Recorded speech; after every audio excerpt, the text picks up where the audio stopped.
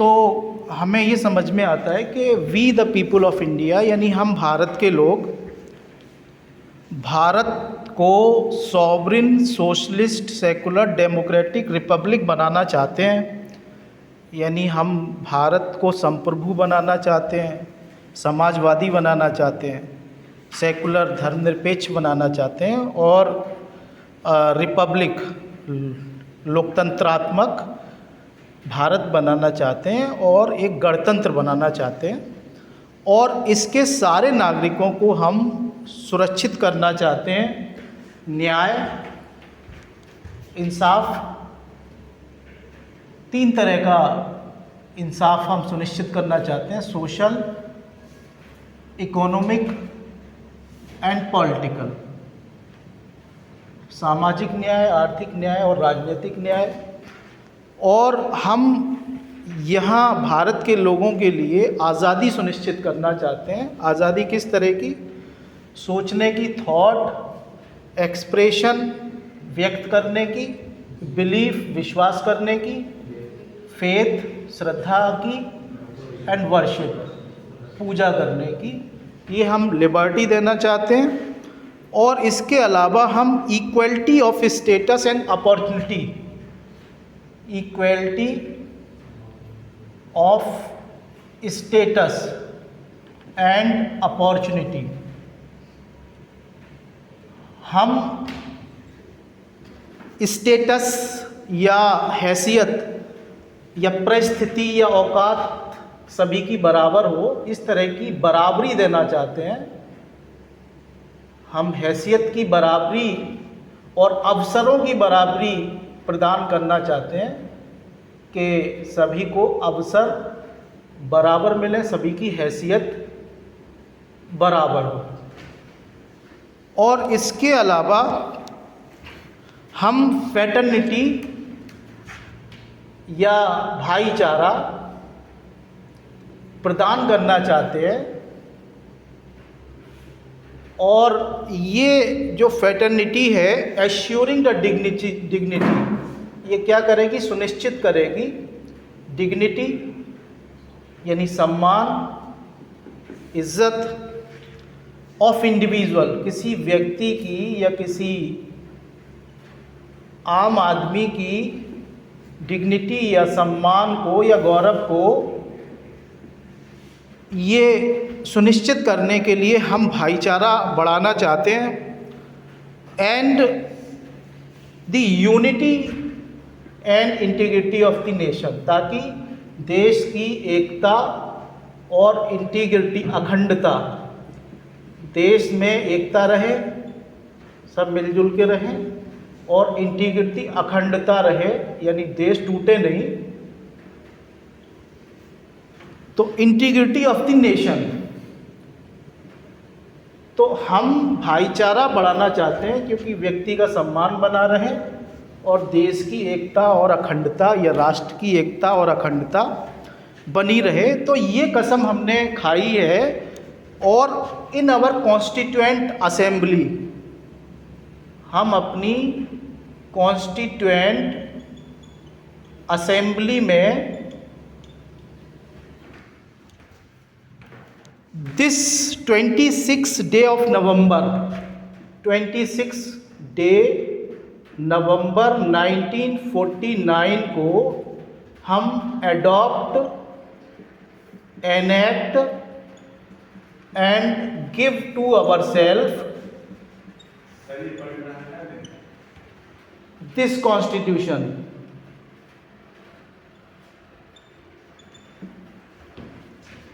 तो हम 26 नवंबर 1949 को इस संवैधानिक सभा में भारत के संविधान को एडॉप्ट करते हैं, यानी अपनाते हैं। एनेक्ट मीन्स कानून बनाते हैं इसका, और अपने आप को देते हैं, गिव देते हैं अपने आप को, गिव टू अवर सेल्फ। क्या ये संविधान अपने आप को प्रदान करते हैं या देते हैं? ठीक है ना। तो ये हम लोगों ने कसम खाई है 1949 26 नवंबर को कि हम भारत के लोग भारत को sovereign socialist secular democratic republic बनाना चाहते हैं और भारत के लोगों के लिए हम न्याय, आज़ादी, बराबरी, भाईचारा सुनिश्चित करना चाहते हैं और देश की एकता और अखंडता को बनाए रखते हुए हम कसम खाते हैं कि हम इस संविधान को 26 नवंबर 1949 को अपनाते हैं, गोद लेते हैं, एडॉप्ट करना या कानून बनाते हैं संविधान में और अपने आप को देते हैं ये संविधान। तो ये जो है पूरी प्रीएम्बल है जो कॉन्स्टिट्यूशन के आर्टिकल 1 से पहले आप देखेंगे कि दी हुई है और this is also a part of the constitution. क्योंकि आर्टिकल 1 जब शुरू होगा तो एक तरह का प्योर कानून शुरू हो जाएगा या शुद्ध कानून, शुद्ध विधि शुरू हो जाएगी, जहाँ पर कि कोई सेक्शन के आधार पर आप कोर्ट में जा सकते हैं कि साहब ये सेक्शन संविधान का ये कहता है कि ऐसा होना चाहिए और चूंकि ऐसा नहीं हुआ है इस वजह से आपको ये अधिकार मिल जाता है। कंसर्न्ड पर्सन को, जो संबंधित व्यक्ति है, कि वो मुकदमा कर सकता है। लेकिन चूंकि ये संविधान के आर्टिकल 1 से पहले है, मैंने आपको कल भी बताया, तो सवाल यहाँ पर ये उठता है क्या प्रीएम्बल को संविधान का, यानी संविधान को हम एक कानूनी दस्तावेज मान लें, कानूनी किताब मान लें, तो क्या संविधान का भाग माना जाना चाहिए प्रीएम्बल को, प्रस्तावना को, क्योंकि ये आर्टिकल 1 से पहले है। और जिस तरीके से कोई राइटर जब कोई किताब लिखता है तो वो उसकी एक प्रस्तावना लिखता है, उसके बारे में लिखता है कि ये किताब किसके बारे में है, कुछ अपने बारे में बताता है, किताब का उद्देश्य क्या है। तो क्या ये संविधान का उसी तरह से प्रस्तावना है? तो एक सवाल ये उठता है कि प्रस्तावना क्या संविधान का भाग है? संविधान में जो प्रस्तावना है उसके आधार पर कोई केस आप चला सकते हैं या नहीं चला सकते हैं, एक तो बात ये है। अब देखिए इसका जवाब अभी हम इतना दे के चल रहे हैं, बाद में और भी चीज़ें आएंगी कि संविधान का इसको भाग माना गया है या संविधान का हिस्सा माना गया है। हालांकि शुरू में कोर्ट ने ये मना कर दिया कि साहब ये संविधान का हिस्सा नहीं है, लेकिन बाद में कोर्ट ने ये मान लिया कि ये संविधान का पार्ट है, it is the part of the constitution. अब एक क्वेश्चन ये अराइज होता है कि इसका इम्पोर्टेंस क्या है, इम्पोर्टेंस ऑफ प्रीएम्बल, यानी इसका महत्व क्या है, इसका क्यों हम जो है इसको इज़्ज़त दें, क्यों इसका रेस्पेक्ट करें, क्यों इसको महत्व दें, क्यों इसको इज़्ज़त दें, ठीक है ना, क्यों आप इसको वेटेज दें। तो एक सवाल ये उठता है। तो इस वजह से इसका महत्व है कि preamble is a sort of introduction. ये क्या है? एक तरह का इंट्रोडक्शन है किसका? To the statute, to the statute या टू दी कॉन्स्टिट्यूशन। कॉन्स्टिट्यूशन का जो इंट्रोडक्शन है वो प्रीएम्बल है, ठीक है ना। जैसे आपसे इंट्रोडक्शन लिया जाए कि आप कौन हैं, क्या हैं, आपका उद्देश्य क्या है, आप क्या बनना चाहते हैं, उसी तरह से प्रीएम्बल कॉन्स्टिट्यूशन का इंट्रोडक्शन या परिचय है। And it helps in understanding the legislative intent. ये हमें ये मदद करती है कि जो विधायिका है उसका उद्देश्य क्या होगा, ठीक है। ये हमें ये समझने में मदद करती है कि विधायिका या लेजिस्लेटिव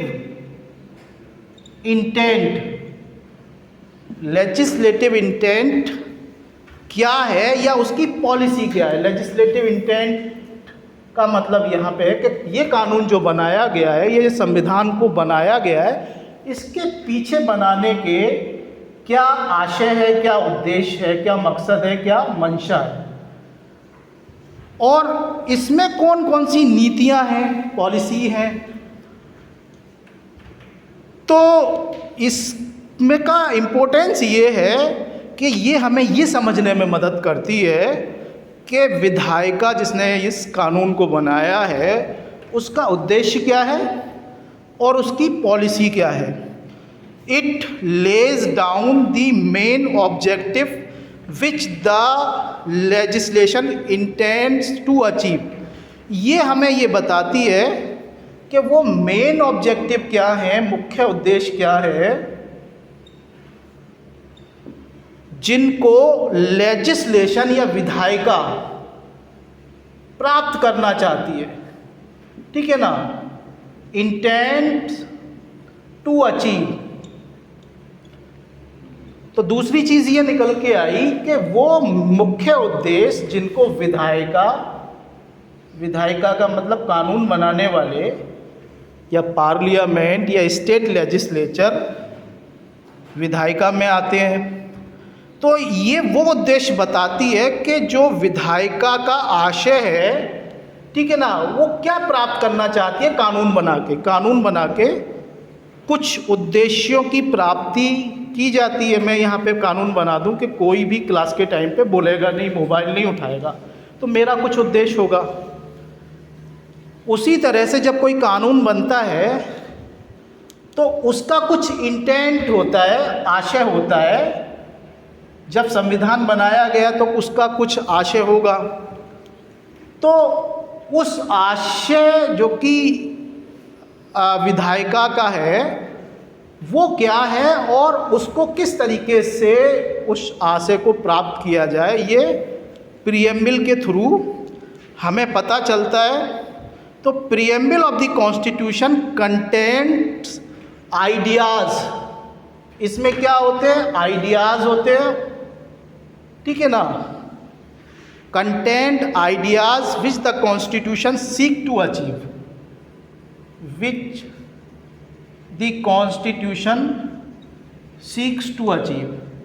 इसमें वो आइडिया या विचार होते हैं जिनको संविधान प्राप्त करना चाहता है। ठीक है, तो संविधान कुछ आइडियाज़ को, कुछ विचारों को प्राप्त करना चाहता है। वो विचार प्रीएम्बल में होते हैं। It does not grant any power. अब देखिए, प्रीएम्बल जो है कोई does not grant any power, कोई शक्ति नहीं देता है। प्रीएम्बल की बात कर रहे हैं हम, कॉन्स्टिट्यूशन की बात नहीं कर रहे हैं, क्योंकि कॉन्स्टिट्यूशन के बारे में मैं आपको पहले ही बता चुका हूँ कि कॉन्स्टिट्यूशन कुछ ऑर्गन्स को शक्ति देता है, कुछ को दायित्व देता है। तो हम यहाँ पे बात कर रहे हैं प्रीएम्बल की, कि प्रीएम्बल कोई शक्ति नहीं देता है किसी को। बाद में पूछना, क्वेश्चन लिख लो। तो प्रीएम्बल कोई शक्ति नहीं देता है, क्योंकि प्रीएम्बल तो आर्टिकल 1 से पहले है, और आर्टिकल 1 जो है वो किसी को कोई शक्ति देगा और किसी को कुछ ड्यूटी देगा कि आपको ऐसा करना है। ये संविधान में लिखा है आर्टिकल 1 में, लेकिन ये तो आर्टिकल 1 से पहले है। तो यहाँ पर ये किसी को does not grant any power, कोई शक्ति प्रदान नहीं कर रहा है, but it give direction and purpose to the constitution. लेकिन but it gives direction and purpose to constitution. लेकिन ये जो है संविधान को एक तरह का दिशा दे रहा है, डायरेक्शन दे रहा है, और एक उद्देश्य दे रहा है कि संविधान का उद्देश्य क्या है और उसकी दिशा क्या होगी। ठीक है ना, किस डायरेक्शन में संविधान बढ़ेगा। तो संविधान किस डायरेक्शन में बढ़ेगा, मैंने आपको बताया, sovereign, socialist, secular, democratic, Republic. और संविधान किस दिशा में बढ़ेगा, जस्टिस देने की कोशिश करेगा, लिबर्टी, आज़ादी देने की कोशिश करेगा, बराबरी देने की कोशिश करेगा, और भाईचारा, फ्रेटर्निटी देने की कोशिश करेगा। तो ये जो है कोई शक्ति किसी को नहीं दे रही है preamble, it does not grant any power but it gives direction and purpose to the constitution. लेकिन ये दिशा दे रही है किसको? संविधान जो है दिशा बता रहा है और उद्देश्य बता रहा है कि प्रीएम्बल में जो लिखी गई है वो संविधान का उद्देश्य बताती है और संविधान की दिशा बताती है। It outlines the objective of the whole constitution. तो ये जो है पूरे कॉन्स्टिट्यूशन का होल ऑब्जेक्टिव बताती है। जब आप पूरा कॉन्स्टिट्यूशन पढ़ लेंगे तो आपकी समझ में ये आएगा कि यार क्या ज़रूरत थी पूरा कॉन्स्टिट्यूशन पढ़ने की, प्रीएम्बल को ही पढ़ लेते तो पता चल जाता कि संविधान का उद्देश्य ये है। इतने सारे 400 से ज़्यादा आर्टिकल पढ़े, ठीक है ना। अगर प्रीएम्बल ही पढ़ लेते और समझ लेते तो ये पता चल जाता कि संविधान का उद्देश्य क्या है। इतने सारे आर्टिकल पढ़ने के बाद पता चला, इतनी मेहनत करनी पड़ी। तो इसमें क्या है? It outlines the objective of the whole constitution. ये जो है पूरे कॉन्स्टिट्यूशन का उद्देश्य बताती है, शॉर्ट में बता देती है। और it also ensures the grand objective and the socio economic goal which are to be achieved through the constitutional process।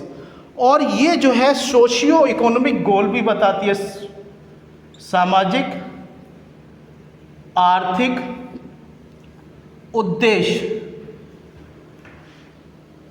भी बताती है, which are to be achieved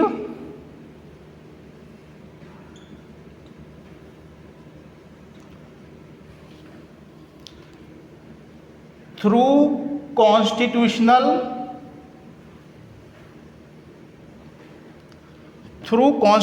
process. यानी संवैधानिक प्रक्रिया के द्वारा जिन उद्देश्यों को प्राप्त किया जाना है ये भी प्रीएम्बल बताती है।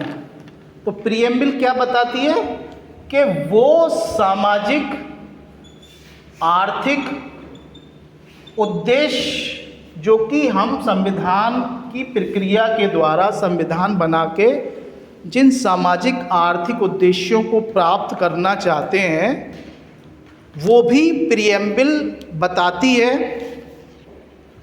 The word we the people of India, आपने सबसे पहले जो वर्ड पढ़ा है वी द पीपल, हम भारत के लोग, indicates that the sovereignty lies in the people. ये वर्ड क्या बताता है कि जो सॉवरेनिटी है,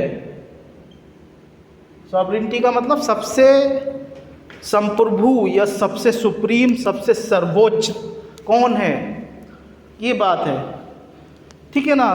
तो सॉवरेनिटी जो है किस में है? देखिए यहाँ पे एक तो लेजिस्लेचर आ जाएगी, एक एग्जीक्यूटिव होगी और एक जुडिशरी होगी। तो तीनों में कौन सॉवरेन है, कौन सर्वोच्च है? और इसके अलावा भी और कोई भी हो सकता है, जैसे कॉन्स्टिट्यूशन हो सकता है, जैसे पीपल हो सकते हैं, जैसे प्रेसिडेंट कह सकता है मैं सर्वोच्च हूँ, जैसे कोई और भी कह सकता है, प्रधानमंत्री जी कह सकते हैं कि आई एम सुप्रीम। तो सवाल ये है कि सुप्रीमसी किस में है?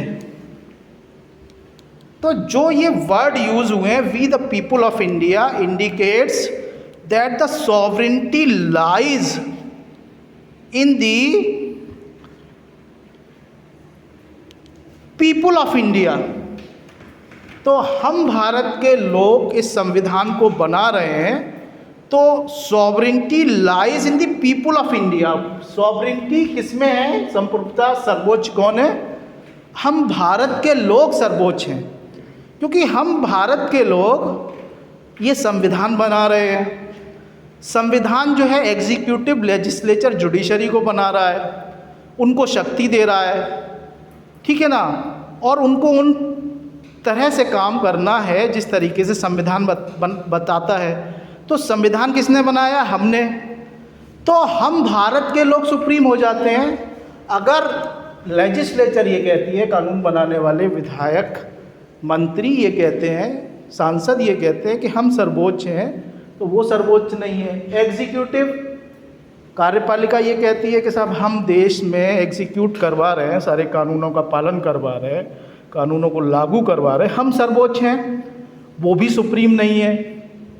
जुडिशरी वो कहती है कि साहब हम एडजुडिकेशन का काम कर रहे हैं या एडमिनिस्ट्रेशन ऑफ जस्टिस का काम कर रहे हैं, न्याय प्रशासन का काम कर रहे हैं, तो हम सर्वोच्च हैं। तो जुडिशरी या न्यायपालिका भी सर्वोच्च नहीं है, ठीक है ना। और इसके अलावा कोई और ये कहता है कि साहब मैं सर्वोच्च हूँ, कोई इंस्टीट्यूशन ये कह सकता है कि मैं सर्वोच्च हूँ, कोई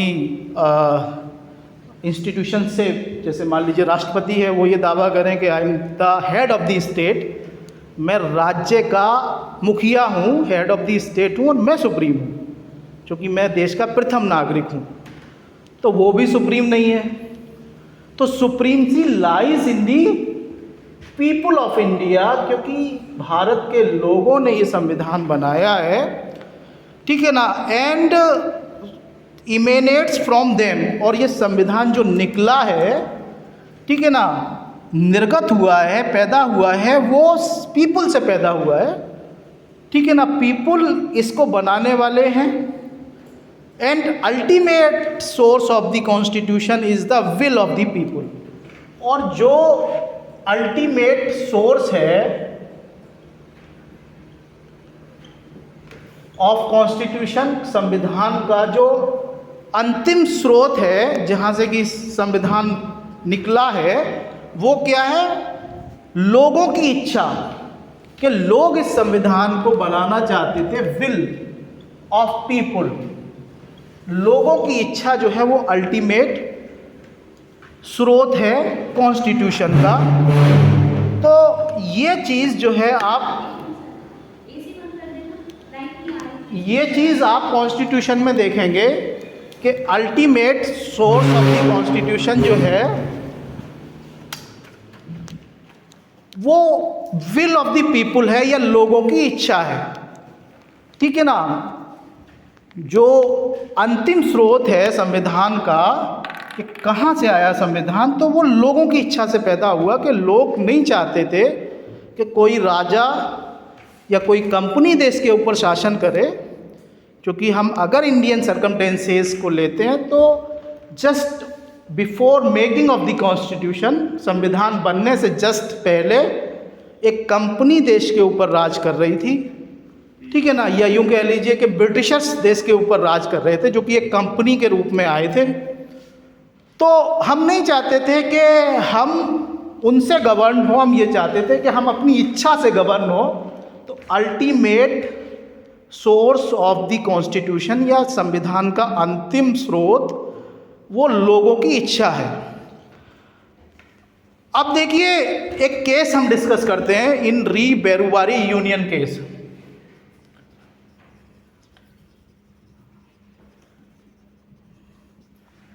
और ये केस 1960 में सुप्रीम कोर्ट में डिसाइड हुआ, and supreme court held that the preamble is not the part of the constitution. Supreme court ने, अब देखिए एक सवाल यहाँ तक तो आपने कुछ समझ लिया, अब एक बात क्वेश्चन उठता है कि ये प्रीएम्बल जो है वो पार्ट है, संविधान का हिस्सा है, भाग है या नहीं। एक क्वेश्चन ये है कि संविधान का हिस्सा माना जाए इसे या ना माना जाए। ऐसा क्वेश्चन हम क्यों कर रहे हैं? You may think about this, that why we are asking this question, that preamble is the part of the constitution और नॉट, ठीक है ना, कि संविधान का हिस्सा है या नहीं है। इस वजह से पूछ रहे हैं क्योंकि ये आर्टिकल से पहले आ रहा है, और आर्टिकल मान लीजिए कुछ है तो आर्टिकल तो हिस्सा बन ही जाएगा। जैसे मान लीजिए संविधान का आर्टिकल 1, 2, 3 ये संविधान के हिस्से हैं, ठीक है ना। आप क्लास के पार्ट हैं। अब कोई बच्चा ऐसा आ जाए जिसका एडमिशन नहीं हुआ है, रजिस्ट्रेशन हो गया, ठीक है ना, अभी एडमिशन नहीं हुआ, तो क्या उसको क्लास का हिस्सा माना जाए? संविधान से पहले लिखी हुई आर्टिकल 1 से पहले पेज पे हमने कुछ लिख दिया, जैसे राइटर ने अपने बारे में लिखता है कि साहब मैं ये किताब लिख रहा हूँ, ठीक है ना, राइटर्स डेस्क, इस तरह की चीज़ें लिख देता है। तो यहाँ से किताब अभी शुरू तो नहीं हुई है, किताब तो आगे से शुरू होगी, जहाँ पे कि टॉपिक आएंगे, फर्स्ट चैप्टर आएगा, फर्स्ट आर्टिकल आएगा। तो अब ये सवाल उठ रहा है कि प्रीएम्बल्स कॉन्स्टिट्यूशन का हिस्सा है या नहीं है। तो इन री बेरुबारी यूनियन केस 1960 का है, और इसमें supreme court held that preamble is not the part of the constitution. Supreme court ने कहा कि नहीं साहब, प्रस्तावना संविधान का हिस्सा नहीं है। Later in the Kesavananda Bharati case, उसके बाद में केशवानंद भारती केस 1973, ठीक है ना, इस केस में सुप्रीम कोर्ट ने ये दोहराया, मतलब ये बात मान ली कि ठीक है, yes it is the part of the constitution. 1960 में सुप्रीम कोर्ट ने कहा कि नहीं साहब, ये प्रस्तावना संविधान का हिस्सा नहीं है, but later supreme court said yes it is the part of the constitution, कि हाँ ये संविधान का हिस्सा है। The court held that the preamble of the constitution is of extreme importance. Supreme court ने ये कहा कि साहब ये हिस्सा है और इसका एक्सट्रीम, बहुत ज़्यादा इम्पोर्टेंस है, ठीक है ना, इसका काफ़ी ज़्यादा महत्व है। And the constitution should B read and interpreted in the light of the preamble. और कॉन्स्टिट्यूशन को अगर हम पढ़ेंगे, रीड करेंगे, पढ़ेंगे, समझेंगे, इंटरप्रेट करेंगे, इसका मतलब लगाएंगे, तो किसकी लाइट में, किसके प्रकाश में, ठीक है ना। तो कॉन्स्टिट्यूशन का पहले तो रोशनी कर लेंगे, कॉन्स्टिट्यूशन का दिया जला लेंगे या कॉन्स्टिट्यूशन की बल्ब जला लेंगे, और उस बल्ब की रोशनी में हम, ठीक है ना, प्रीएम्बल का दिया जला के कॉन्स्टिट्यूशन को पढ़ेंगे, ठीक है ना। तो प्रीएम्बल को हम अगर कॉन्स्टिट्यूशन को इंटरप्रेट करेंगे, उसका मतलब लगाएंगे, उसको पढ़ेंगे, तो प्रीएम्बल की रोशनी में पढ़ेंगे, प्रीएम्बल का प्रकाश फैला लेंगे, और फिर उसका मतलब लगाएंगे कि कॉन्स्टिट्यूशन का मतलब क्या है। It should be read and interpreted in the light of the preamble. तो संविधान का अगर आप अर्थ लगा रहे हैं, तो पहले कॉन्स्टिट्यूशन के जो विचार हैं, कॉन्स्टिट्यूशन के जो उद्देश्य हैं, कॉन्स्टिट्यूशन के जो विज़न है, उसको दिमाग में रखते हुए आप कॉन्स्टिट्यूशन को मतलब निकालेंगे, उसकी लाइट में निकालेंगे।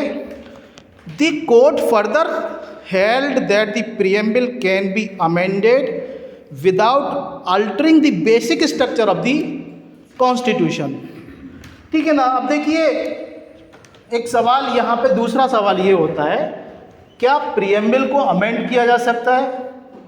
Can preamble be amended? ये सवाल इस वजह से है कि साहब संविधान का हिस्सा इसको माना जाए या ना माना जाए, ठीक है ना। अगर संविधान का हिस्सा है तो बदला जा सकता है, संविधान का हिस्सा नहीं है तो नहीं बदला जा सकता। तो 1960 तक ये बात थी कि साहब संविधान का हिस्सा नहीं है, जो चीज़ संविधान का हिस्सा नहीं है तो उसको बदलेंगे क्यों, कानून ही तो बदला जाएगा, जो हिस्सा नहीं है तो उसको क्यों बदलेंगे। लेकिन जब से केशवानंद भारती के केस में इस बात को सुप्रीम कोर्ट ने माना कि ये संविधान का हिस्सा है, और ये हिस्सा ही नहीं बल्कि इम्पोर्टेंट हिस्सा है, और संविधान का जब भी मतलब लगाएंगे आप प्रीएम्बल के प्रकाश में लगाएंगे, तब से इसको ये मान लिया गया कि इसको बदला जा सकता है, अमेंड किया जा सकता है, इसमें संशोधन किया जा सकता है, ठीक है ना। तो प्रीएम्बल को उसी तरीके से अमेंड किया जा सकता है जिस तरीके से आर्टिकल 1, 2, 3 कोई भी आर्टिकल बदला जाएगा, कानून बदला जाता है, उस तरीके से प्रीएम्बल को भी अमेंड किया जा सकता है, क्योंकि प्रीएम्बल भी संविधान का हिस्सा है, लेकिन बट यहाँ पे ये आपको ध्यान में रखना होगा कि basic structure of the constitution, संविधान का जो मूल ढांचा है वो ना बदलने पाए। ठीक है ना। तो ये संविधान का मूल ढांचा क्या है, जिसको बदले बगैर प्रीएम्बल को बदला जा सकता है, जिसको बदले बगैर संविधान को भी बदला जा सकता है। तो ये basic structure of the constitution जो है वो इम्पोर्टेंट चीज़ें हैं संविधान की, जिनको बदलने का अधिकार विधायिका या लेजिस्लेचर को भी नहीं है। आपको ये पता है कि विधायिका जो बनाई गई है, लेजिस्लेचर जो बनाई गई है, उसका काम क्या है, उसका फंक्शन क्या है। और आपको ये पता है कि कानूनों को बनाना, नए कानूनों को, और पुराने कानूनों को बदलना, ये विधायिका का काम है, फंक्शन है। जैसे आपका फंक्शन यहाँ पे क्या है, पढ़ना, मेरा फंक्शन क्या है, पढ़ाना। तो उसी तरह से विधायिका का फंक्शन कानूनों को बनाना है और कानूनों को मिटाना है, कानूनों को बदलना है, कानूनों को कम करना है, कानूनों को ज़्यादा करना है, कुछ भी कर सकती है। लेकिन विधायिका को ये अधिकार नहीं है कि वो बेसिक स्ट्रक्चर को ख़त्म कर पाए। संविधान के जो मूल ढांचा है, संविधान की वो इम्पोर्टेंट चीज़ें हैं जिस पे कि संविधान खड़ा है, मूल ढांचे पे, बेसिक स्ट्रक्चर पर। ये बिल्डिंग खड़ी है, आपने नींव हटा दी नीचे से, तो ये बिल्डिंग कोलैप्स हो जाएगी। तो उसी तरह से संविधान कुछ इम्पोर्टेंट चीज़ों पे खड़ा हुआ है, जिसको बदलने का अधिकार विधायिका का भी नहीं है। विधायिका उनको बदल नहीं सकती, बदलने की कोशिश विधायिका करती रहती है बार बार कि मूल ढांचा जिस पे कि कॉन्स्टिट्यूशन खड़ा है उसको बदल दिया जाए, लेकिन उसको बदला नहीं जा सकता है। तो ये बात कही कि सब संविधान की प्रस्तावना को भी बदला जा सकता है, लेकिन उसमें जो बेसिक स्ट्रक्चर है, मूल ढांचा है, जो इम्पोर्टेंट बातें हैं, उनको नहीं बदला जा सकता। और ज़्यादातर प्रीएम्बल में इम्पोर्टेंट बातें ही हैं, आप ध्यान से देखें तो sovereign, socialist, secular, democratic, Republic, justice, liberty, equality, fraternity, ठीक है ना, dignity of the individual, unity and integrity of the nation, ठीक है ना। ये सारी बातें अगर हटा दी जाए, यानी मान लीजिए भारत को हम सॉवरिन ना माने कि हम भारत को सॉवरिन हम लोगों ने बनाया है, और हम भारत को संप्रभु नहीं बनाए, या संप्रभु वर्ड हटा दें कि भारत संप्रभु नहीं है, तो इसका मतलब क्या हो जाएगा कि भारत अपनी इच्छा से काम नहीं कर रहा है, भारत दूसरों की इच्छा से काम कर रहा है, या दूसरे देश की इच्छा से गाइड हो रहा है, क्योंकि हम सॉवरिन नहीं है। सॉवरिन का मतलब ये होता है कि अपनी मर्जी से चलना, अपने इंटरनल मैटर में, अपने आंतरिक मामलों में और अपने बाहरी मामलों में अपने हिसाब से काम करना। तो अगर इस वर्ड को हटा दें तो सारा कॉन्स्टिट्यूशन हमारा या देश का जो ढांचा है वो कोलैप्स हो जाएगा, बेसिक स्ट्रक्चर हिल जाएगा। अगर हम सॉवरिनिटी को हटा दें तो सोशलिज्म को हटा दें, समाजवाद को हटा दें, तो भी बेसिक स्ट्रक्चर हिल जाएगा। यानी अगर हम उसके बदले कैपिटलिज्म वर्ड रख दें तो जाहिर सी बात है कि हमने प्राइवेटाइजेशन को फुल छूट दे दी है कि जिसके पास ज़्यादा पैसा है वो और ज़्यादा पैसा कमा सकता है, और जो गरीब है वो गरीब रह जाएगा। तो हमने इस बात को लिख दिया, और लिखने की वजह से वो बात क्या हो जाएगी, ये हो जाएगी कि साहब आपने तो ये दे दिया कि जो ताकतवर है वो और इकोनॉमिक पावर अचीव कर लेगा, और जो इकोनॉमिकली वीक है वो और ज़्यादा वीक हो जाएगा। तो इसमें इम्पोर्टेंट बातें हैं, जैसे जस्टिस है, हम अगर जस्टिस को ना दें, जस्टिस को इंश्योर ना करें, सुनिश्चित ना करें, तो भी समाज का या देश का स्ट्रक्चर, बेसिक स्ट्रक्चर हिल जाएगा। तो इसमें काफ़ी बातें इम्पोर्टेंट हैं, तो ये कहा गया कि प्रीएम्बल को भी बदला जा सकता है, लेकिन इसमें जो बेसिक स्ट्रक्चर के एलिमेंट हैं उनको बदले बगैर प्रीएम्बल को भी बदला जा सकता है। अब देखिए एक केस और आता है, और वो केस है SR Bommai versus union of India. तो बोम्मई के केस में, ठीक है ना, बोम्मई के केस में ये 1994 का केस है। इस केस में supreme court reiterated the view held in the Keshwanand Bharati case and held that the preamble is the integral part of the constitution। तो इस बात में, इस केस में सुप्रीम कोर्ट ने ये कहा कि प्रीएम्बल जो है वो इंटीग्रल पार्ट है, संविधान का इंटीग्रल पार्ट है, संविधान का अभिन्न हिस्सा है। हिस्सा ही नहीं है बल्कि इसको और थोड़ा सा स्ट्रेंथन कर दिया, शक्तिशाली बना दिया कि न सिर्फ हिस्सा है बल्कि अभिन्न हिस्सा है, इसको हटाया नहीं जा सकता, इसको सेपरेट अलग नहीं किया जा सकता संविधान से कि कोई ये चाहे कि सब प्रीएम्बल को हटा दें। तो संविधान का हिस्सा ही नहीं है बल्कि ये integral part of the constitution है। और इसके बाद में के भास्करन का केस है, उसमें सुप्रीम कोर्ट ने ये कहा, ठीक है ना, 2011 में ये कहा कि constitution should be interpreted in the manner so as to secure the goal of the social, economic and the political justice. कि कॉन्स्टिट्यूशन को इस तरीके से इंटरप्रेट किया जाना चाहिए, इसका मतलब इस तरीके से कॉन्स्टिट्यूशन का लगाया जाना चाहिए कि ये जो है goal of social, economic and political justice को एंश्योर करे, ठीक है ना। जो सामाजिक, आर्थिक और राजनीतिक न्याय के उद्देश्य हैं उनको सुनिश्चित करे। इस तरीके से संविधान का अर्थ निकालना चाहिए, ठीक है ना। संविधान का जब भी कोई अर्थ कौन निकालेगा? न्यायपालिका, जुडिशरी का ये अधिकार होता है कि वो संविधान का अर्थ लगाए या संविधान के जो आर्टिकल्स हैं प्रीएम्बल की रोशनी में उसका अर्थ लगाए। जब भी कोई केस आए उसका अर्थ बताए कि इसका मतलब ये है। तो जब कोई अर्थ लगाएगा सुप्रीम कोर्ट या कोर्ट, तो वो इस बात को ध्यान में रखेगा कि सामाजिक, आर्थिक और राजनीतिक न्याय के जो उद्देश्य हैं, जो लक्ष्य हैं, वो पूरे हों, इस तरीके का मतलब बताए। अब देखिए ये केस आपके हो चुके हैं और हमने कुछ बातें यहाँ पे समझ ली हैं कि ऑब्जेक्ट ऑफ द प्रीएम्बल क्या है। तो और दूसरी बात ये समझी कि सोर्स ऑफ द कॉन्स्टिट्यूशन क्या है, ये भी आपको क्लियर हो गया।